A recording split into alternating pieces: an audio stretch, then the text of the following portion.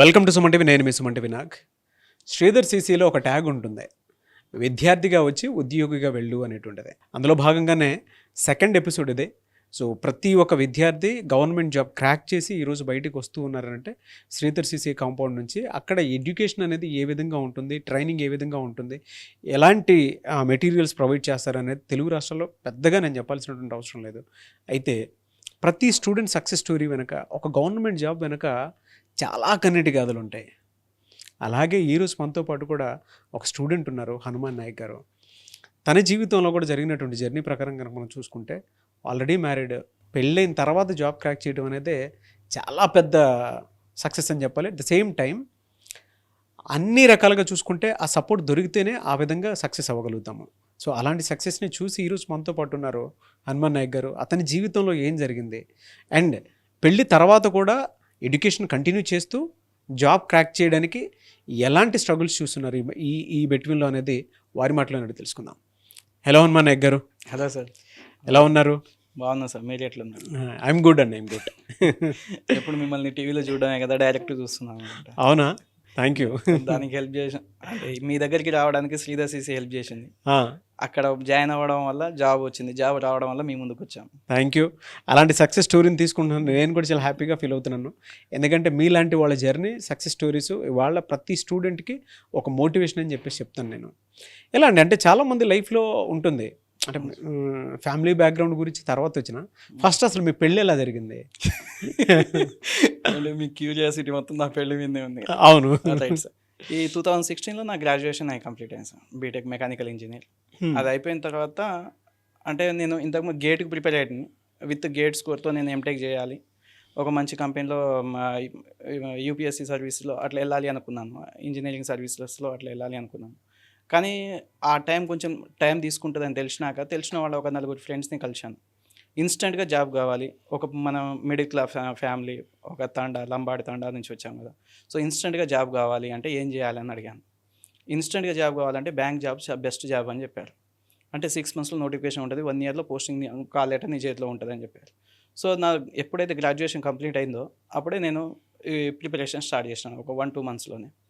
అప్పుడే నాకు మంచి స్కోర్ వచ్చింది. బ్యాంకు ప్లస్ ఎస్ఎస్సి సిజిఎల్ అనేది 2 ప్యారలల్గా ఉంటుందని తెలిసింది. 16, 17, 18 3 times నేను ఎస్ఎస్సి సిజిఎల్ మెయిన్స్ కూడా రాసినాను. కాకపోతే నాకు అది రాలేదు. బ్యాంక్ ఎగ్జామ్స్కు ప్రిపేర్ అవుతున్నాను. ఈ టైంలోనే నాకు ఏమైంది అంటే 2018లో 17లో ఎంటెక్ జాయిన్ అవ్వాలి అనిపించింది. అంటే నేను టీచింగ్ ఫీల్డ్ని ప్రొఫెషనల్గా పెట్టుకున్నాను. సో నేను టీచింగ్ చేయాలి అంటే ఏం చేయాలి అంటే ఎంటెక్ ఖచ్చితంగా ఉండాలి అని చెప్పారు.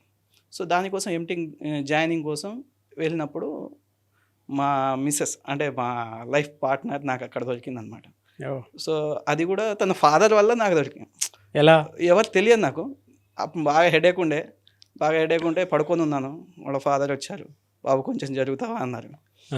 ఆ జర్నీ తర్వాత తను పరిచయం చేసుకోవడం, మాట్లాడడం, తర్వాత ఒక 10-15 days నా కాంటాక్ట్ నెంబర్ వాళ్ళే తీసుకెళ్లారు. తర్వాత ఒక 5 days నాకు ఫోన్ చేసినారు.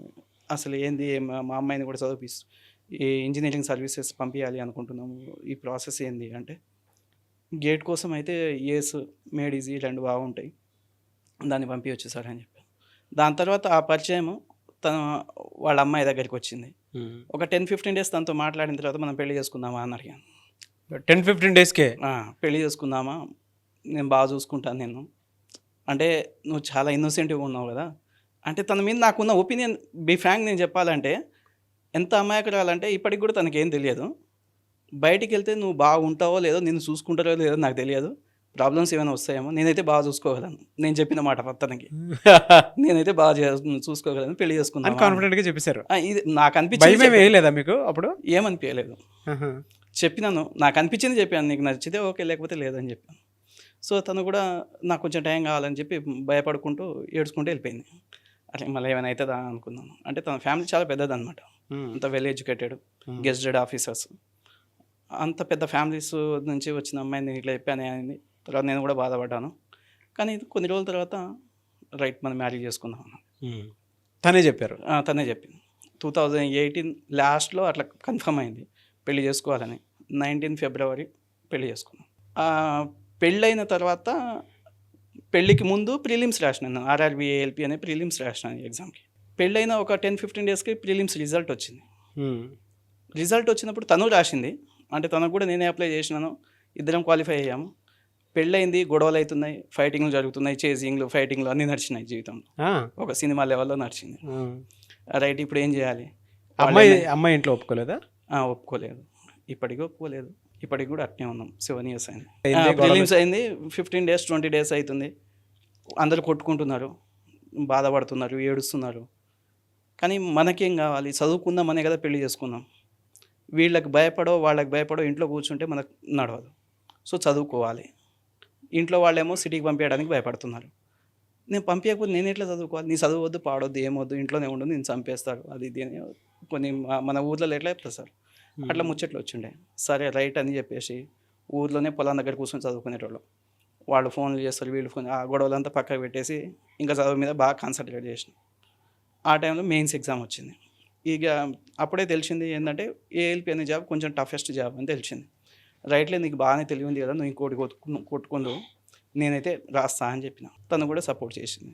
ఎగ్జామ్ రాసినాను, క్వాలిఫై అయ్యాను. క్వాలిఫై అయినాక తెలిసింది ఏంటంటే అప్పటికి నేను ఊర్లోనే ఉన్నాను. ఇంకో 2 monthsలో మనకు మొత్తం షెడ్యూల్ అంటే ముందే పెట్టేస్తారు కదా. అవును. సో సైకోమెట్రిక్ ఎగ్జామ్ ఒకటి వస్తుంది. ఈ రిజల్ట్ వస్తుందా రాదా తెలియదు. ఒకవేళ వస్తే నేను రెడీగా ఉండాలి, వచ్చిన తర్వాత కాదు కదా స్టార్ట్ చేయడం. అప్పుడు మా ఫాదర్కి అవుట్ రైట్గా చెప్పేసినాను. మా ఇంట్లో వాళ్ళకి, మా బావ, మా ఫాదర్కి కూర్చోబెట్టి చెప్పాను, ఎవరేమనుకున్నా నాకేం నష్టం లేదు, నేనేం దొంగతనం చేయలేదు, ఇంకేం చేయలేదు, పెళ్లి చేసుకోవాలనుకున్నా చేసుకున్నాను, చూసుకోగలను, చదువు అనే ఒక ధైర్యం ఉంది, నేను చదువుకున్నా, నాకు చదువువచ్చు, ఆ నమ్మకం ఉంది, ఆ చదువుతోనే నేను బతకగలుగుతాను, నాకు ఇంకో ఆప్షన్ లేదు, నన్ను ఇక్కడి నుంచి బయటికి పంపించేసేయి అని చెప్పిన. ఆడికి పోకపోతే నేను చదవలేను అని చెప్పిన. సరే నీ ఇష్టం అని చెప్పినారు, డబ్బులు ఏం లేవు అని చెప్పారు. అప్పుడు తన దగ్గర ఉన్న ఒక 1000-500 ఏమో నా 500 అనుకుంటా, 500 నా చేతిలో పెట్టారు, బాగా గుర్తుంది. ఇద్దరం మిర్యాలగూడ నుంచి ఛార్జ్ పెట్టుకుని ఎల్బీ నగర్లో దిగినాం. అప్పటిదాకా ట్యూషన్ చెప్పినాను, ట్యూషన్ చెప్పిన 10-15 వేలు వచ్చేది ఈజీ మంత్లీ. ఎప్పుడైనా అడిగితే మా బావ పంపించేవాడు. తను ఒక చిన్న ప్రైవేట్ ఎంప్లాయీ, కానీ ఫుల్ సపోర్ట్ అనమాట. టుడే ఇప్పటికి కూడా చాలా సపోర్టివ్ బావ. అట్లాంటిది నేను అంటే మరీ కష్టాన్ని ఏం చూడలేదు సార్. అసలు ఏమీ లేకుండా తినకుండా పండుకున్న రోజులు అయితే లేవు. అట్లాంటిది ఆ రోజు ఊర్లో నుంచి బయటికి వచ్చిన తర్వాత చెప్పులు తెగిపోయినాయి, బాధ అనిపించింది. సరే అని దిగినాను, ఆ చెప్పులు పట్టుకొని కుట్టించుకోలేను కదా అనుకొని ఎల్బీ నగర్లో లగేజ్ పట్టుకొని నడుస్తున్నప్పుడు అది పూర్తిగా పోయింది. ఆ రోజు చెప్పులు లేకుండా ఎల్బీ నగర్ చౌరస్తాలో నడిచాను అనమాట. ఇద్దరం తెలిసిన ఫ్రెండ్స్ మెడ్చల్లో ఉండే. సరే నేను ఇక్కడికి వస్తున్నా అని చెప్పి వాళ్ళ ఇంటికి వెళ్ళాము. ఆ రోజు చెప్పులు లేకుండా పోయినాను, ఏడుపు వచ్చింది. అక్కడికి పోయిన తర్వాత మన దగ్గర ఒక 200-300 ఏమో మిగిలినాయి, ముందు వెనకాలని చూసుకుంటే. దాంతో గుర్తుంది, 1 kg రైస్, ఓ ప్రియా పచ్చడి, పెరుగు ప్యాకెట్. ఆ రైస్ వండుకోవడానికి ఫ్రెండ్స్ హెల్ప్ చేసినారు, దాంతో తిన్నాం. ఇంకా నెక్స్ట్ డే ఏం చేయాలి? మనకు వచ్చింది చదివే కదా, ఈ రిజల్ట్ వస్తుందో రాదో తెలియదు, నువ్వైతే ఆ సైకోమెట్రీ అనేది ఎట్లుంటుందో ఏంది అని మొత్తం తెలుసుకో అని చెప్పింది. అది తెలుసుకునే పనిలో నేనున్నా, ఎంప్లాయ్మెంట్ దేవులాడుకునే పనిలో తనుంది. తనకు కూడా ఏం చెప్పినా అంటే, నాకు తెలిసింది ఎంప్లాయ్మెంట్ అనేది ట్యూషన్ ఒక్కటే, సో నువ్వు కూడా ట్యూషన్స్ చెప్పడానికి ఇష్టపడు, టీచింగ్ ఫీల్డ్ చాలా బాగుంటుంది, నువ్వు చెప్పగలవు అంటే నాకు భయం అన్నది. లేదు, ఒక 2 సార్లు నాకు చెప్పు, నేను చెప్తా, ఎట్లా చెప్పాలో చెప్పు అంటే, ఆ మ్యాథమెటిక్స్ అని నేను చెప్పేటోడిని, ఇట్లా చెప్పాలి అని, రైట్ అని తను కూడా.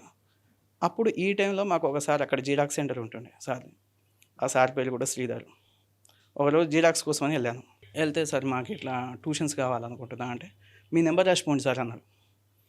ఆ జిరాక్స్ సెంటర్ దగ్గర నెంబర్ రాసినాను. ఒక 3-4 డేస్లో ఒక ఫోన్ వచ్చింది. మెడ్చల్ బస్ స్టాండ్ దగ్గర ఉండేటోళ్ళం మేము. అక్కడ నుంచి రైల్వే స్టేషన్ దగ్గరికి 3.5-4 kilometers ఉంటుంది. అక్కడికి వెళ్ళి 2 పాపలకు ట్యూషన్ చెప్పాలి సార్, వాళ్ళు చెప్తే మీకు 3000 ఇస్తారని చెప్పారు. పోనీ 3000 అయితే కిరాయి అయినా పోద్ది కదా, ఇంటి కిరాయి 1500 కిరాయి ఉండేది, 1500 మిగులుతుంది కదా అనుకున్నాను. ఇంటికి వచ్చి ఇదే మాట మా మిస్సెస్కి చెప్పాను. తను చెప్తే, ఆ ట్యూషన్ చెప్పాల్సింది నువ్వు కాదు, నేను చెప్పుకుంటా, నువ్వు మొత్తం ఫోకస్ ఈ ఎగ్జామ్ మీదనే పెట్టు, తర్వాత సంగతి తర్వాత చూసుకుందామని చెప్పింది. అని చూస్తే ఫస్ట్ రోజు మాట్లాడడానికి డెమో వేయడానికి పోయినప్పుడు 4 kilometers పోవడము రావడము. తను ఏ రోజు కూడా కార్లోకి వెళ్ళి కింద కాలు పెట్టలేదు. వాళ్ళ ఫాదర్ వచ్చేటోళ్ళు, కార్లో తీసుకుపోయేటోళ్ళు, కార్లో దింపేటోళ్ళు, పెద్ద ఫ్యామిలీ, గెస్టెడ్ ఆఫీసర్ల ఫ్యామిలీ. అట్లాంటి అమ్మాయిని నేను 4 kilometers వాకింగ్ చేయించాను. అంటే ఇంటి దగ్గర నుంచి ఆడికి పోవడం, ఆడ నుంచి ఇంటికి రావడం, నైట్కి ఇంటికి వచ్చేసరికి 10 అయింది. ఆ రోజు బాగా బాధపడ్డాను. ఇన్ఫ్యాక్ట్ ఏడ్చాను కూడా. సారీ ఏమనుకోకు అని చెప్పాను. అంటే నేను ఇంత 10 వరకు ఒక ఆడపిల్లని రోడ్డు మీద నడిపించాను అని ఆ గిల్టీనెస్ నాకు ఇప్పటికీ ఉంటుందన్నమాట. సో అయినా పర్లేదని చెప్పేసి ఆమె ఎంతైతే కష్టపడ్డదో అదే ఫోకస్ నేను దీని మీద సైకోమెట్రిక్ ఎగ్జామ్ మీద పెట్టాను.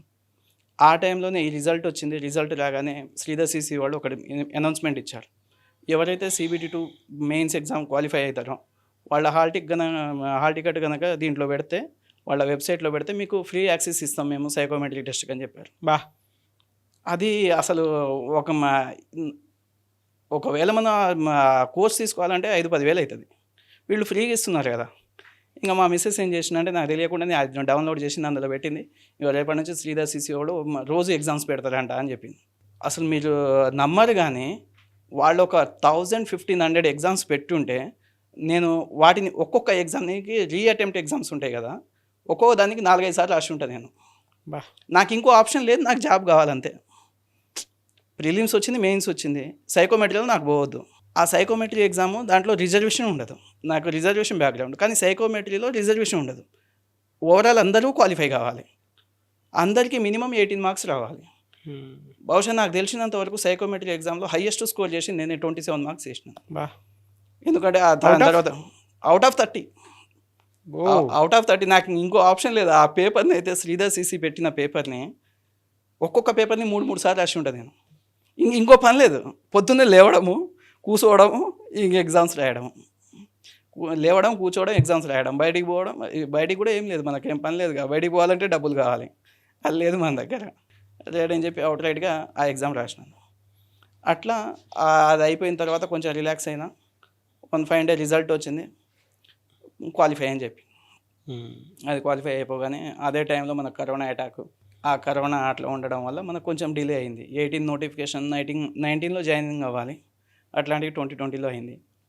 ఆ జాయినింగ్ అయినాక పెద్ద సినిమా ఏంటంటే పోస్టింగ్ తీసుకుపోయి బెల్లంపల్లి అనే ప్లేస్లో పెట్టాడు. అది ఎక్కడ ఉందో కూడా నాకు తెలియదు. మన నల్గొండ, హైదరాబాద్ తప్పిస్తే 3వ ఊరు తెలియదు. అట్లాంటిది బెల్లంపల్లి అనేది ఒక పెద్ద జంగిల్, అది అడవి, మంచిర్యాల దగ్గర ఉంటుంది, ఆదిలాబాద్ డిస్టిక్ అని తెలిసి. ఆడికి తీసుకపోతే ఈవెన్ తీసుకొని పోయి ఇక్కడ ఉండలేదు కదా, అక్కడికి తీసుకెళ్ళిపోయాను. మా లోకో పైలట్ జాబ్ ఎట్టుంటుందంటే ఒకరోజు మనం డ్యూటీ తీసుకుంటే 3 రోజుల తర్వాత ఇంటికి వస్తాం. 2 days 3 days పడుతుంది. నేను పొద్దున్న పోతే సాయంత్రం వచ్చేవరకే నాకు 50 సార్లు ఫోన్ చేస్తుంది. ఇంకోటి, మనం ఫోన్ వాడొద్దు. 3 రోజుల దాకా మనం బతికినామో తెలియదు, సచ్చినామో తెలియదు. ఈయన ఎప్పుడు వస్తాడా అని దర్వాజా దగ్గర బిక్కుమంటూ ఆ దర్వాజా దగ్గర కూర్చొని ఉండేది. ఇంకా ఆ టైంలో ఇంకా అప్పుడే బ్యాక్ టు సికింద్రాబాద్ అని ట్రాన్స్ఫర్ లెటర్ ఆప్షన్ ఉంటే పెట్టేసినాను. హైదరాబాద్ అయితే కొంచెం మనం బతికిన ప్లేస్ కదా. మళ్ళీ ఇంకో అందరికీ లేని భయం ఏంటంటే మనకి ఎవరు ఎక్కడి నుంచి వస్తారో తెలియదు. ఇది ఒక భయం వెంటాడుతుంది. ఆ భయంతోనే అక్కడ దాకా బతికాం. అంటే 19 నుంచి 20-21 వరకు అట్లనే ఉండి, దాని తర్వాత సనత్ నగర్ పోస్టింగ్ వచ్చింది. సనత్ నగర్ రాగానే వచ్చిన సెకండ్ డే, నువ్వు నాకు చేసిన హెల్ప్ వరకు చాలు, నేను జాబ్ చేస్తున్నా కదా. నెక్స్ట్ డే దాన్ని తీసుకొచ్చి అమీర్పేట శ్రీధర్ సిసిలో జాయిన్ చేసినాను. వైఫ్ అండ్ హస్బెండ్ ఇద్దరు. నేను చూసుకోగలను, నువ్వు లే. తను ఫస్ట్ 3 monthsలోనే మన ఈ RRB 2 రీజనల్ రూరల్ బ్యాంక్స్ ఉన్నాయి కదా, IBPS 2, SBI 2, IDBI, ఈ 7 ఎగ్జామ్స్ ఇంటర్వ్యూస్ వరకు వెళ్ళింది తను విత్ ఇన్ 3 monthsలోనే. తన ఇంగ్లీషు చాలా, అసలు బ్యాంక్ ఎగ్జామ్స్ రాసే వాళ్ళలో 100లో 70% మందికి ఇంగ్లీష్ రాదు అని నా ఒపీనియన్. ఆ ఇంగ్లీష్ మన పల్లెటూరులో నుంచి వస్తాం కదా సార్, ఆ ఇంగ్లీష్ రాకపోవడం వల్ల నిజంగానే రాదు. ఆ ఇంగ్లీష్ రాకపోవడం వల్లనే మనకు జాబ్ రావట్లేదని నేను అనుకున్నాను. కానీ దేవుడి దయ వల్ల తను ఏ రోజు ఇంగ్లీష్ ఎగ్జామ్ రాయదు, ఇంగ్లీషు చదవదు, ఒక్క బుక్ ముట్టుకోదు. కానీ 17-18 మార్కులు వస్తాయి అవుట్ ఆఫ్ 25 మార్క్స్కి. ఆడ క్వాలిఫై కావడానికే కష్టం. అట్లాంటిది తనకు 17-18 మార్క్స్ వస్తుంది. కానీ మ్యాథడ్ క్వాంట్ దగ్గరికి వచ్చేసరికి మొత్తం 0 అయిపోతుంది. తనకున్న ప్లస్ అది, మైనస్ ఇది. మామూలుగా ఇన్స్టిట్యూట్లో 100 మందిలో 99 మందికి మ్యాథ్స్ వస్తుంది, కానీ ఇంగ్లీష్ రాదు. అరే దేవుడు నీకు ఇది ఇచ్చాడు, నువ్వు చాలా ఈజీగా అయిపోవచ్చు అని చెప్పి తను మోటివేట్ చేసి సుధీర్ సార్ దగ్గరికి తీసుకెళ్ళాను. సార్ తను మ్యాథ్స్ అంటే భయపడుతుంది సార్, మా కండిషన్ ఇది, సినిమా ఇది అని మొత్తం చూపించాను సార్కి, ఓ 3D పిక్చర్ చూపించాను. నాకు ఇంకో ఆప్షన్ లేదు, నేను జాబ్ చేయాలి, తను జాబ్ కొట్టాలి అని చెప్పినాను. నేను చూసుకుంటాను బ్రదర్, దాన్ని ఏం లేదు, నువ్వు నాకు ఇంతగానో చెప్పాలా అన్నాడు. ఆ రోజు శ్రీధర్ సార్తో మాట్లాడిన మాటలు ఇప్పటికి గుర్తున్నాయి అనమాట. తను రిసీవ్ చేసుకున్న పద్ధతి, చాలా బిజీగా ఉంటారు కదా సార్. అవును. ఇట్లా మీ స్టూడెంట్స్ నా కండిషన్ ఇస్తారని చెప్తే నేను చెప్పినంతసేపు విన్నారు పాపం. విన్నాక సెకండ్ డే నుంచి తను కనిపించిన ప్రతిసారి ఏమ్మా ఎట్లుంది, ఈ మార్క్ టెస్ట్ ఎన్ని మార్క్స్, ఈ మార్క్ తను సార్ రోజు పలకరించేసరికి ఒక బూస్టప్ ఎక్కువైంది, కాన్ఫిడెన్స్ ఎక్కువైంది. ఒక ఇంగ్లీష్ సారు, ఒక రీజనింగ్ సార్ అని చెప్పింది, చాలా బాగా హెల్ప్ చేస్తారు అని చెప్పింది. అట్లా తనకు కూడా అదే ప్రిలిమ్స్ మెయిన్స్ ఇంటర్వ్యూ వరకు వెళ్ళేసరికి ఆ ఎల్ఐసిలో ఏడిఓ అని ఒక పోస్ట్ పడింది, అప్రెంటిస్ డెవలప్మెంట్ ఆఫీసర్ అని. అది తను క్రాక్ చేసింది. ఆ ఇంటర్వ్యూ ఉండేది. అదే ఇంటర్వ్యూ టయానికి మనకు రైల్వేలో ఒక పెద్ద ఇన్సిడెంట్ జరిగింది. ఇక్కడ వెస్ట్ బెంగాల్ దగ్గర కాంచన్గంగా అని ఒక ట్రైన్ యాక్సిడెంట్ జరిగింది. మీకు ఐడియా ఉండి ఉంటుంది. కాంచన్గంగా అని ఒక పెద్ద యాక్సిడెంట్ జరిగితే చాలామంది చచ్చిపోయినారు అనమాట. లైవ్ డెత్స్ జరిగినాయి అక్కడ. అయితే నేను ముందే ఎక్స్పెక్ట్ చేసినాను ఏమని, తన బ్యాక్గ్రౌండ్ ఫ్యామిలీ బ్యాక్గ్రౌండ్ అడుగుతారు. మీ హస్బెండ్ పెళ్ళయిందని చెప్తుంది, మీ హస్బెండ్ ఏం పని చేస్తారు అని చెప్తారు, రైల్వేలో అంటారు. వాళ్ళు ఏం అడుగుతారు, రైల్వేలో మొన్ననే ఒక ఇన్సిడెంట్ జరిగింది కదా, దాని గురించి తెలుసా అన్న. 4 రోజులు దాని గురించే ట్రైనింగ్ ఇచ్చాను అనమాట. రైల్వేలో ఆ టర్మినాలజీతో సహా తనకు చెప్పాను నేను. అంటే ఇదో లూప్ లైన్ అంటారు, ఈ సిగ్నల్ని ఇట్లా అంటారు, అట్లా అంటారు, ఇవన్నీ మాకున్న టర్మినాలజీస్ అన్నీ తనకు చెప్పాను. సేమ్ నేను గెస్ చేసిందే జరిగింది. ఇంగ్లీష్ బాగా మాట్లాడుతుంది, కాన్ఫిడెంట్గా మాట్లాడుతుంది. ఆడ ఇంటర్వ్యూ ప్యానల్ అడగానే మీ గురించి చెప్పండి, సెల్ఫ్ ఇంట్రడక్షన్ అనగానే ఇదే చెప్పింది, మా హస్బెండ్ ఈ పని చేస్తారు. రైట్, మొన్ననే ఒకటి జరిగింది కదా, దాని గురించి తెలుసా మీకు అన్నాడు. 1/2 అవర్ చెప్పింది. రైట్ అమ్మ నువ్వు వెళ్ళిపోవచ్చు అని చెప్పారు. బా అట్లా ఆ ఇన్సిడెంట్ గురించి తను ఎక్స్ప్లెయిన్ చేసింది. తను సక్సెస్ అయింది. అది వచ్చాక తనకి ఎల్ఎస్సిలో డెవలప్మెంట్ ఆఫీసర్కి పోస్టింగ్ వచ్చింది. అది అర్బన్ ఏరియా హైదరాబాద్ వచ్చింది. తర్వాత అలాట్ చేస్తే CB1 బ్రాంచ్ వచ్చింది. ఇప్పుడు తను కోటిలో డెవలప్మెంట్ ఆఫీసర్గా, సక్సెస్ఫుల్ డెవలప్మెంట్ ఆఫీసర్గా CB1 కోటి బ్రాంచ్లో పనిచేస్తుంది. Really hats off to you. Thank you. Great, congratulations. దానికి కూడా ఈ డెవలప్మెంట్ ఆఫీసర్స్కి కూడా కొంచెం టార్గెట్స్ ఉంటాయి ఫస్ట్ ఇయర్లో. ఆ ప్రొవిషనరీ పీరియడ్ నుంచి కన్ఫర్మ్ కావాలి అంటే వాళ్ళకు ఒక 30 lakhs వరకు టార్గెట్ ఇచ్చారు. మన బ్యాక్గ్రౌండ్ చూస్తే ఏముంటుంది, ఏమీ లేదు. పోనీ ఎవరినైనా అడుగుదామా, పాలసీస్ చేయాలంట, ఇన్సూరెన్స్ అంట, ఏజెన్సీ అంట, మనకి ఏమీ అసలు జీరో నాలెడ్జ్. నేను పనిచేసే దగ్గర నాతో పాటు ఒక 5 members ఉండేది, నా క్లోజ్ ఫ్రెండ్స్ 5 members ఉండేది. వీళ్ళకి ఒక్కటే చెప్పాను అనమాట, తనకి అది సక్సెస్ కాకపోతే, నేను ఆ టార్గెట్ రీచ్ అవ్వకపోతే తనకు ఉద్యోగం పోతుంది. ఈ 10 మందిని కూర్చోబెట్టుకొని 10 మంది ఇండివిజువల్గా పనిచేసే వాళ్ళ కొలీగ్స్ని వాళ్ళని చెప్పాను, ఒకవేళ పోతే దానికి రీజన్ మీరే అవుతారు, ఇప్పుడు ఏం చేయమంటారు నన్ను అని చెప్పి. నాకు ఇంక వేరే వాళ్ళు తెలియదు. మీరు నమ్ముతారో లేదో, వాళ్ళు ఇచ్చిన 26 lakhsని, ఆ టార్గెట్ అనే నెంబర్ని ఈ 10 మంది వాళ్ళ వీళ్ళు వాళ్ళకి తెలిసిన వాళ్ళలో చేసి ఆ 36ని కాస్త 30 lakhs ప్రీమియం కట్టించి అసలు అంటే వాళ్ళ ఉండే 64 మంది అక్కడ రిక్రూట్ అయితే చాలామందికి లాస్ట్ మినిట్ వరకు కూడా కష్టమైంది. అట్లాంటిది 3 months బిఫోరే నా టార్గెట్ ఫినిష్ చేసినాను. తన కోసం ఎంత పడ్డా అంటే దాని తర్వాత సినిమా నాకు తెలియదు. నాకు అప్పుడే తన ప్రొఫెషనల్ పీరియడ్లో ఉన్నప్పుడే మనకు Sudheer sir, Sridhar sir success మీట్లో హరిహర కళాభవన్ సికింద్రాబాద్లో కలిశారు. సుధీర్ సార్కి చెప్పాను, సార్ ఇట్లా నేను ALP, తను డెవలప్మెంట్ ఇప్పుడు ఏడియోగా చేస్తుంది సార్, అందుకే తను ఇక్కడికి వచ్చిందంటే, సుధీర్ సార్కి మీకు తెలియని విషయం ఏంటి తెలుసా, సార్ ఈ ఫీల్డ్లోకి రాకముందు తనకు ఫస్ట్ వచ్చిన జాబ్ కూడా ఏడియో పోస్టే. నాకు ఈ మాట సుధీర్ సార్ చెప్పారు, శ్రీధర్ సార్ చెప్పారు విజయవాడ. శ్రీధర్ సార్ చెప్పింది ఏంటంటే, నాకు కూడా ఇదే పోస్ట్ వచ్చింది కానీ నేను వద్దనుకున్నాను అన్న. మరి ఏం చేసినాను సార్ అంటే, 2-3 వచ్చారు కానీ వాళ్ళు ఈ జాబ్ నీతో కాదు అని చెప్పారు. నాకు ఆ కాదు అనే మాట నేను వినడానికి ఇష్టపడలేదు. నేను చేయాలి, సక్సెస్ అవ్వాలి, దాని తర్వాత క్విట్ అవ్వాలి. టార్గెట్ ఫినిష్ చేసినాను, సక్సెస్ అయ్యాను, దాని తర్వాత నేను చేసినాను రాబాయ్ అని చెప్పేసి రిజిగ్నేషన్ లెటర్ ఇచ్చేసి బయటకు వచ్చేసినాను.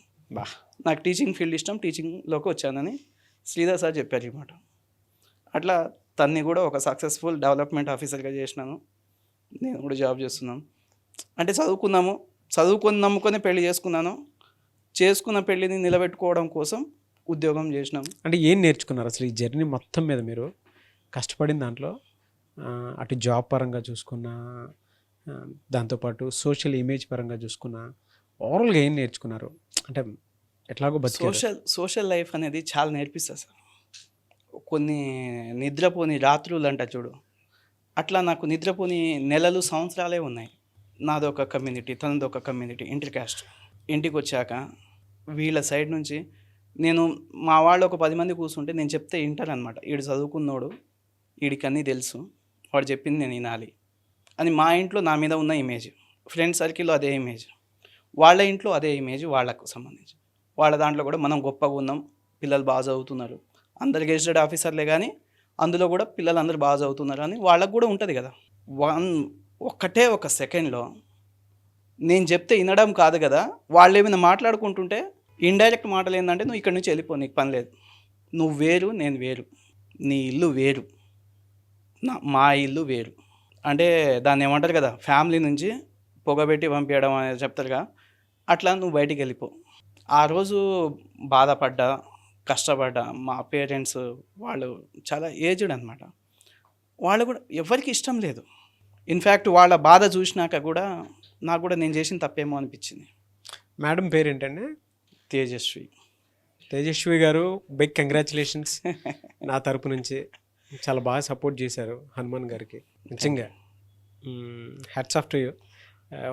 ఒక చిన్న మాటలో అయితే చెప్పలేను, లైఫ్ కదా, స్టెప్ తీసుకోవడం అంటే ప్రతి ఆడపిల్లకి గట్ ఫీలింగ్ ఉండాలంటే ఉండదు.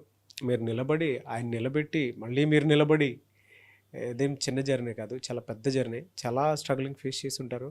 ఇప్పటికైనా ఈ వీడియో చూసిన తర్వాత అయినా సరే మీ కుటుంబ సభ్యులందరూ కలిసి మంచి పండగ వాతావరణం క్రియేట్ చేసుకోవాలని మాత్రం మనస్ఫూర్తిగా కోరుకుంటాను. గ్రేట్ అండి, నిజంగా రియలీ గ్రేట్. అంటే నేను మన విషయం కంటే కూడా తనని బాగా సపోర్టివ్గా ఉండడానికి రీజన్ ఏంటి సార్ అంటే, ఆడపిల్ల ఇంట్లోకి వెళ్ళి బయటికి పోలేదు, అట్లాంటి ఒక ఆడపిల్ల అమ్మ అయ్యతో మాట్లాడకుండా దాదాపు 6.5 7 years పేరెంట్స్ అనే తప్ప మూడో ప్రపంచం తెలియని ఒక ఆడపిల్లకి దాదాపు 7 years పేరెంట్స్కి దూరం చేసిన గిల్టీ ఫీలింగ్ చాలా అంటే చాలా ఉండేది. వాళ్ళ ఫాదర్కి అడిగాను, వాళ్ళ మదర్ని అడిగాను, వాళ్ళ రిలేటివ్స్ని అడిగాను, నాకు ఒక్క ఛాన్స్ ఇవ్వండి మీతో మాట్లాడడానికి. నేనేం దొంగని కాదు, నేనేం లంగని కాదు, నేను చదువుకున్నాను, మీ అంత కాకపోయినా నేను చదువుకున్న దాంతో నేను బతుకుతాను. ఈ లవ్ గివ్వు దాని మీద, ఈ ప్రేమ దోమ దాని కంటే కూడా మీరంటే నాకు రెస్పెక్ట్ ఉంది, మీరంటే భయం ఉంది. మామూలుగా బయట సొసైటీలో ఏమంటారు సార్, లవ్ మ్యారేజ్ చేసుకొని 4 రోజుల తర్వాత విడిపోతారు, అది నేను ఒక విడిపోవాల్సిన అలాంటి ఆలోచన కూడా రాదు. అంత భయం మీరంటే నాకు ఉంది, నేను చూసుకుంటాను అని చెప్పడానికి ట్రై చేసినాను, కానీ వాళ్ళు నాకు ఛాన్స్ ఇవ్వలేదు. ఈ వీడియో ముఖంగా చెప్పారు, మీడియా ముఖంగా చెప్తున్నారు, వాళ్ళ డెఫినెట్గా అర్థం చేసుకుంటారు. ఎలా అండి అంటే మామూలుగా కొంచెం ఎమోషనల్ దాని నుంచి కొంచెం బయటకు వద్దాము.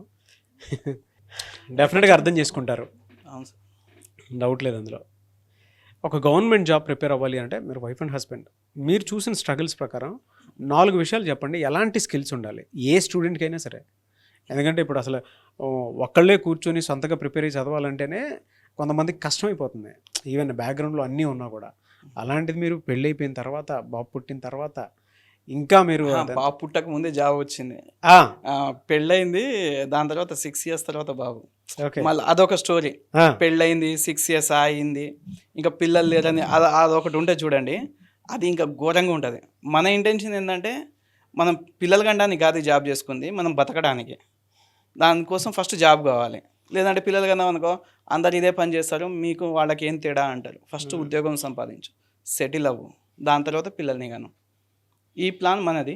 బయట మాట్లాడేది ఏంటంటే ఇంటి దగ్గర నుంచి పిల్లలు లేరు. దానికి తను కూడా చాలా హార్డ్ వర్క్ చేసింది, కష్టపడ్డది, డాక్టర్స్ని కలిసి నిలబడ్డారు. వన్ ఫైన్ డే అది మనం వద్దు అనుకున్నాం కాబట్టి ఆగింది, కావాలని ఆపలేదు. రైట్ అని అనుకొని దాని తర్వాత బాబు పుట్టాడు రీసెంట్గా, ఇప్పుడు అతనికి 4 months. ఓ గ్రేట్, నేను ఒక ఫాదర్ని. కంగ్రాచులేషన్స్. సో ఎలా అండి అంటే ఎన్ని స్ట్రగుల్స్ తర్వాత మీరు అడిగిన ఒక 4 స్కిల్స్ దానికి ఒక బెస్ట్ ఎగ్జాంపుల్ ఇస్తాను సార్. నా లైఫ్లో జరిగింది. నాకు మ్యాథ్స్ బాగా వచ్చు, నేను ఒక ఇంజనీరింగ్ కాలేజీలో అసిస్టెంట్ ప్రొఫెసర్గా చేసినాను. ఒక మంచి నారాయణ బ్రాంచ్లో ఐఐటి ప్రొఫెసర్ మ్యాథమెటిక్స్గా చేసినాను. ఒక ఇంటర్నేషనల్ స్కూల్లో మ్యాథ్స్ ఐఐటి టీచర్గా పనిచేసినాను. ఇన్ని వచ్చాక నాకు ఒక ఉద్యోగం కొట్టడానికి 1 ఇయర్ పట్టింది. కానీ ఇదే స్టోరీని కొంచెం పక్కకు తిప్పి చెప్తే మా రిలేటివ్ ఒక అమ్మాయి ఉండేది. ఇదే దిల్షునార్లో ఉండేటోని. తను కంప్లీట్గా డిగ్రీ బ్యాక్గ్రౌండ్, మ్యాథమెటిక్స్ అంటే తెలియదు. ఒక విలేజ్ నుంచి వచ్చిన అమ్మాయి. అన్న నాకు మ్యాథ్స్ వస్తలేదన్న అని చెప్పింది. చాలా భయపడేది. సిన్సియర్ అమ్మాయి, చదవాలన్న పట్టుదల బాగుండేది. ఎగ్జాంపుల్గా నేను చెప్తున్నా అంటే తనకు అడిషన్స్, మల్టిప్లికేషన్స్ ఇవి నేర్పి అన్న, నాకు ఫాస్ట్గా ఎట్లా చేయాలి నేర్పి, అసలు ఇవి ఎట్లుంటాయి, దీన్ని ఫాస్ట్గా ఎట్లా చేయాలి, బేసిక్స్ అడిగింది. ఆ అమ్మాయికి నేను నేర్పించడానికి వారం పట్టింది. కానీ తను నా దగ్గర నేర్చుకున్న అమ్మాయి తను ఇవాళ బ్యాంక్ పిఓగా పనిచేస్తుంది. కానీ నేను బ్యాంక్ జాబ్ నాకు రాలేదు. అంటే నేను ఏం చెప్పదలుచుకున్నా అంటే బ్యాంకింగ్ సెక్టర్, రైల్వేస్, ఏ జాబ్కైనా కావాల్సింది ప్రాక్టీస్ సార్. మన తెలివి ఎవ్వరికి అక్కర్లేదు. శ్రీధర్ సార్, సుధీర్ సార్ ఇదే చెప్తారు ఇన్స్టిట్యూట్లో కూడా. వాళ్ళు చెప్పేటప్పుడు కూడా ప్రాక్టీస్. మీకు వచ్చిన నాలెడ్జ్ని పక్కకు పెట్టండి. నేను ఏదో ఎంపీసీ స్టూడెంట్ని, నాకు మ్యాథ్స్ మొత్తం వచ్చు అని మనం అనుకుంటాం చూడండి, దాన్ని పక్కకు పెట్టండి క్వశ్చన్. మేము ఏదైతే చెప్తున్నామో ఈ ట్రిక్స్ ఫాలో అవ్వండి, మీ జర్నీ ఈజీ అవుతుంది అని చెప్తారు. ఆ అమ్మాయికి నేను ఏదైతే చెప్పానో ఆమెకి ఇంకోటి తెలియదు కదా, దాని సైడ్ పోలేదు. నేను చెప్పిందే ఇన్నది, దాన్నే 10 సార్లు ప్రాక్టీస్ చేసింది. నాకు మ్యాథ్స్ రాదేమో అన్న భయానికి 24 గంటలు చదివింది. నేనేంది నాకు అన్నీ వచ్చు కదా అని రోజుకు 4 గంటలు చదివినాను. అంటే మన ఈ లైఫ్లో మనం ఎక్కడ మిస్టేక్స్ చేస్తాము అంటే నాకు అన్నీ వచ్చులే, ఈ టాపిక్ నాకు వచ్చులే అని పక్కకు పెట్టేస్తాం చూడండి, అది తప్పు. మనకు వచ్చినా రాకపోయినా రోజు రోజుకు అప్డేట్ అవుతుంది. నెక్స్ట్ జనరేషన్ మనకన్నా ఫాస్ట్ ఉంటుంది. So more and more practice కావాలి. ఒక గవర్నమెంట్ జాబ్ కావాల్సింది ఓపిక, కన్సిస్టెన్సీ, ప్రాక్టీస్. ఒక్క 1-2 ఇయర్ ఈ మూడిటిని పట్టుకొని 3-4 ఆలోచన నువ్వు తీసుకురాకుండా ఉండు, ఏ జాబ్ అయినా వస్తుంది. అవునా కదా సార్? ట్రూ. శ్రీధర్ సీసీలో జాయిన్ అవ్వమని చెప్తారండి ఇప్పుడున్న స్టూడెంట్స్కి? 100% చెప్తాను సార్. 100%. మీరు ఎక్కడున్నా, ఎవరున్నా ఈ వీడియో కనుక మీరు చూస్తే మీరు చేయాల్సింది ఒకటే, మీరు గుడ్డిగా వచ్చి శ్రీధర్ సీసీలో జాయిన్ అవ్వండి. ఎవరిని పట్టించుకోకండి. ఒకవేళ నువ్వు ఐఐటి ప్రొఫెసర్ అయినా కానీ నీ గవర్నమెంట్ జాబ్ కావాలి, బ్యాంకింగ్ సెక్టర్ జాబ్ కావాలి అని నీకు ఉంటే గుడ్డికి వచ్చి ఈడికి వచ్చేయండి. ఈడికి వచ్చాక మనం చేయాల్సిన ఫస్ట్ ఏంటంటే, నేను మ్యాథ్స్ స్టూడెంట్ అని బడాయి చేయకుండా, బిల్డప్ ఇవ్వకుండా అదంతా కొద్దిసేపు పక్కకు పెట్టేసి వాళ్ళు ఏదైతే చెప్తున్నారో అదే ట్రిక్ని ఫాలో అవ్వాలి. వాళ్ళు రోజు 10 గంటలు చదవమంటే మనం 14 గంటలు చదవాలి. అట్లా 3 నెలలు చదవండి, ఉన్న బ్యాంకులన్నీ క్రాక్ అయిపోతాయి. ఈజీగా జాబ్ వస్తుంది. 3 నెలలు సార్. బ్యాంక్ ఎగ్జామ్కి 3 నెలలు more than enough. Correct preparation ఉంటే 3 నెలలు మోర్ దెన్ ఎనఫ్ బ్యాంక్ ఎగ్జామ్స్కి. ఎస్, ఎనీవేస్ గ్రేట్ స్టోరీ అండి. చాలా బాగా సక్సెస్ఫుల్గా లీడ్ చేసుకున్నారు. అండ్ ఫర్దర్గా కూడా ఇంతే చాలా బాగుండాలని. అండ్ రీసెంట్గా మీ పుట్టిన బాబుకి అంటే మీకు కూడా anyways big congratulations once again. బాబుకి కూడా నా తరపు నుంచి బ్లెస్సింగ్స్. Thank you. దీంతో పాటు ఒక చిన్న స్టోరీ చెప్పాలి. అయితే ఒక్క చిన్న స్టోరీ అంటే, నా వైఫ్ నాకు ఎంత హెల్ప్ చేసిందన్న దానికి, ఎంత సపోర్టివ్గా ఉన్నదానికి, మాకు చిన్న ఇల్లు ఉండేది. ఎప్పుడు అప్పుడు ఇందిరాగాంధీ, సోనియా గాంధీ అన్నారు కదా, అప్పుడు కట్టించిన పాతిల్లు. ఆ ఇల్లు లేదు. అంటే ఆ ఇల్లు ఉండేది పాత ఇల్లు, కొత్త ఇల్లు కట్టుకోవాలి. కొడుకు కోడలకు ఉద్యోగాలు వచ్చినాయి. ఊర్లో ఒక ఇల్లు కట్టుకోవాలని నాన్నకు బాగా కోరిక. మనం ఏంది అంటే హైదరాబాద్లో ప్రాపర్టీ కొనుక్కోవాలి, తర్వాత చూసుకుందాంలే ఊర్లో, అట్లా అనుకుని దాన్ని కొన్ని పోస్ట్పోన్ చేసుకుంటా ఇట్లా వచ్చాను. ఒక 2 ఇయర్స్ లాస్ట్ 2024 దీపావళి పండగ నెక్స్ట్ డేస్ అంటే అక్టోబర్ లాస్ట్ వీక్లో ఓ రోజు మా ఫాదరు మదరు ఇట్లా పనికని వెళ్ళారు. సడన్గా ఆయన కళ్ళు తిరిగి పడిపోయాడు. ఆయన తీసుకొచ్చి హాస్పిటల్లో చూపిస్తే అక్కడ ఆల్మోస్ట్ అందరు చచ్చిపోయినారని అనుకున్నారు. ఆయన బీపీ 40-50కి వచ్చింది. ఈ కండిషన్లో నాకు నెక్స్ట్ డే చెప్పాడు, మా తమ్ముడికి ఫోన్ చేసి ఇదిలా కండిషన్ అని చెప్పాడు. ఇమీడియట్గా ఇద్దరం వెళ్ళాం. పట్టుకొని ఏడ్చాడు. మిర్యాలు కూడా హాస్పిటల్లో చూపించాను, న్యూరాలజిస్ట్ని చూపించాను. చూపిస్తే మీ ఫాదర్ని బయటికి పంపించేయాను. మా ఫాదర్ని బయటికి పంపించిన తర్వాత నాకు డాక్టర్ చెప్పిన మాట ఏంటంటే, 4 డేస్లో నువ్వు నా దగ్గరికి వస్తావు, నెక్స్ట్ 4 డేస్లో నువ్వు నా దగ్గరికి వస్తావు, లేదంటే రావు. వస్తావు అంటే అటు ఇటు తీసుకొస్తావు, నువ్వు రాలేదంటే మీ ఫాదర్ లేడు అని నేను అనుకుంటా. అప్పుడు కళ్ళకి వెళ్ళి నీళ్ళు అన్నీ ఒకటేసారి అన్నమాట. ఆ కండిషను నాతో పాటే నడిచి వచ్చిన మనిషి మాట్లాడుతున్న మనిషి 4 డేస్ తర్వాత మీ ఫాదర్ నీకు లేరు అంటే ఎట్లుంటుంది సార్? ఆ పెయిన్ని తట్టుకోలేకపోయినాను. సరే అని ఇంటికి వెళ్ళాను. మా పిన్ని మా అందరు పెద్దనాన్నలు బాబాయిలు అందరూ వచ్చారు, మాట్లాడుతాం. మా అత్త వాళ్ళు వచ్చిండే. ఆ టయానికి మా నాన్న ఇంట్లోకి వెళ్ళి బయటికి వెళ్ళి ఇంటి వెనకాలనే పొలాలు ఉంటాయి, పొలం దగ్గరికి వెళ్ళి వస్తా అని చెప్పి పోయిండు. ఈయన పోయిండు, మా అత్త వాళ్ళు వచ్చిర్రు. మా పెద్దనాన్న వాళ్ళు ఉండి నాన్న అడిగిరా అంటే ఇట్లా పొలానికి వెళ్ళిన పెద్దనాన్న అన్న. అత్త వాళ్ళు వచ్చారు కదా చూసిపోదామని నాన్నని పిలుచుకురాపో అన్నాడు. సరే అని పోయి పిలిచాను. పిలిస్తే మా పొలం దగ్గర ఒక బావి ఉంటుంది. నేను పిలిస్తే చూసినాడు, వస్తున్నా అన్నాడు. ఒక 10 అడుగులు ముందరికేసి మళ్ళీ వెనకకి తిరిగి చూసినాడు. వెనకకి తిరిగి చూసి అక్కడ ఒక 2 నిమిషాలు ఉన్నాడు. నేను అనుకున్నాను కదా మా ఫాదర్ బీడీ తాగే అలవాటు, చుట్ట తాగే అలవాటు ఉంటుంది. సో చుట్ట వెలిగించుకోవడానికి ఉన్నాడేమో అని అనుకున్నాను. నా దగ్గరికి అది అయిపోయిన తర్వాత నా దగ్గరికి వచ్చాడు. 5 నిమిషాలు పట్టింది. ఏమైంది, ఎందుకు వచ్చినావా? చూసిపోదామని వచ్చినట్లా అన్నాడు. మరి అక్కడెందుకు నిలబడ్డావు అన్న. అంటే నేను నెక్స్ట్ డే నేను హైదరాబాద్ వచ్చి చూపించుకోవాలి హాస్పిటల్లో. మా ప్రోగ్రామ్ ఇది, రేపు హాస్పిటల్ హైదరాబాద్ పోదాం నాన్న అని చెప్పిన. అయితే అక్కడ నిలబడి వెనక తిరిగేందుకు అక్కడెందుకు నిలబడ్డావా అన్న. బీడీ తాగినావా అన్న. బీడీ కాదు, మా అమ్మ అయ్య అక్కడే ఉన్నారు కదా, వాళ్ళు చచ్చిపోయినారు కదా, నేను నా పిల్లలకు దూరం అయిపోతానేమో అని మా అబ్బాయికి దండం పెట్టుకున్నా అన్నాడు. వస్తే మీ దగ్గరికి వస్తాను, లేకపోతే నా పిల్లలతో ఉండడానికి కొంచెం నాకు టైం ఇవ్వండి అని మా అమ్మ అయ్యకి దండం పెట్టుకున్నా అన్నాడు. బాగా ఏడ్పొచ్చింది. నాన్న అంటే మనకేం తెలియదు, చిన్నప్పటి నుంచి ఆయన ఎన్ని కష్టాలు పడ్డాడో మనకు తెలియదు, కానీ చాలా బాగా పెంచాడు. చాలా బాగా అంటే బాగా ఉన్న వాళ్ళకంటే కూడా మేము బాగా బతికినామని మా ఫీలింగ్. ఏ రోజు కూడా మమ్మల్ని కష్టపెట్టలేదు. అట్లాంటి మా నాన్న ఆ రోజు నాకు ఆ మాట అన్నాడు. మా అమ్మాయి అక్కడే ఉన్నారు కదా, వాళ్ళకి దండం పెట్టుకుందా అతడు. ఇంకా చాలా కష్టం అనిపించింది.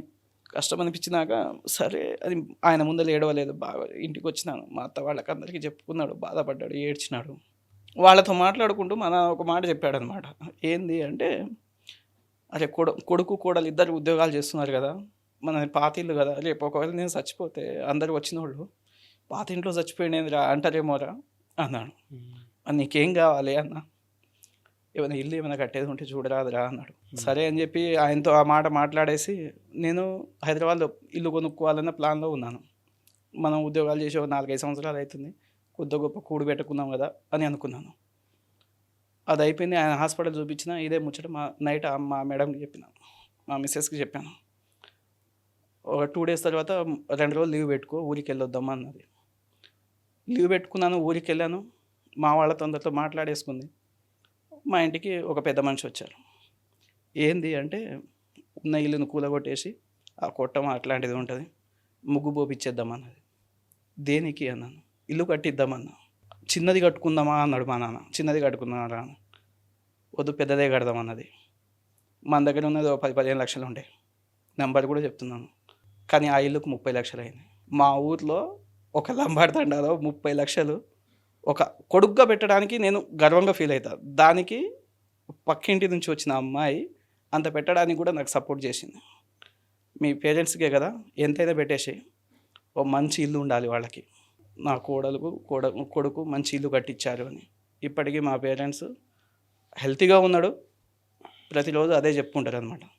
నా కొడుకు కోడలు ఇంత పెద్ద ఇల్లు కట్టించి ఇచ్చారు. ఆ విషయంలో నాకు అంత డబ్బు పెట్టడానికి సపోర్ట్ చేసిన మా వైఫ్కి, నా భార్యకి చాలా థ్యాంక్స్గా నేను ఎప్పుడు చెప్తుంటా, మీ ద్వారా కూడా చెప్తున్నాను. అంటే నాకు ఆ నెంబర్ పెట్టడానికి అంత పెద్ద అమౌంట్ అంటే మన దగ్గర ఇంకేం ఉంచుకోలేదు సార్, ఉన్నదంతా పెట్టేసినాను. ఉన్నదంతా పెట్టడానికి సపోర్ట్ చేసింది అనమాట నాకు. Hats off to her. Thank you. ఉన్నారా మీ ఫాదర్ ఇప్పుడు?